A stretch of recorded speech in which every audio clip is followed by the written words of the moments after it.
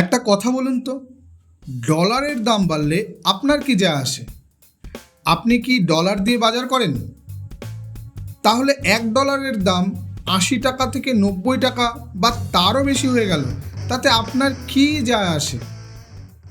এটা যদি ভেবে থাকেন তাহলে বলবো অবশ্যই যায় আসে। কারণ ভারতের অর্থনীতিতে ডলারের একটা গুরুত্বপূর্ণ ভূমিকা রয়েছে। কারণ এমন বেশ কিছু জিনিস আছে যা ভারত বিদেশ থেকে আমদানি করে, বিশেষ করে ক্রুড অয়েল, ইলেকট্রনিক্স মেশিনারিজ এবং বেশ কিছু র ম্যাটেরিয়ালস যা বিদেশ থেকে আমদানি করতে হয়, এবং আন্তর্জাতিক বাণিজ্যের বেশিরভাগটাই হয় ডলারের মাধ্যমে।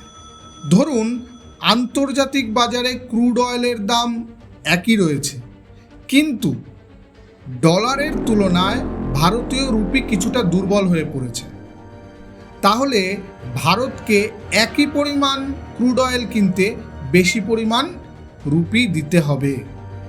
আর এর প্রভাব সরাসরি পেট্রোলের উপর পড়বেই এমন কোনো কথা নেই, কিন্তু ক্রুড অয়েলের দাম বাড়লে ইনডাইরেক্টলি হলেও প্রোডাকশন কস্ট এবং ট্রান্সপোর্টেশন কস্টের ওপর তার প্রভাব পড়ে। ফলে ভারতীয় বাজারেও দ্রব্যমূল্যের ওপর এর প্রভাব নিশ্চিতভাবেই পড়ে।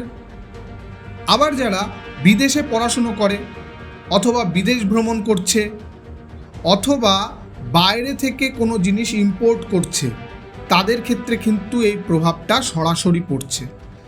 তাই ডলার আর রুপির এক্সচেঞ্জ রেট শুধুমাত্র কারেন্সি মার্কেটের একটা সংখ্যা নয়, এটা ভারতের ইম্পোর্ট কস্ট, পারচেসিং পাওয়ার, এমনকি মুদ্রাস্ফীতির সঙ্গেও সরাসরি সম্পর্কযুক্ত।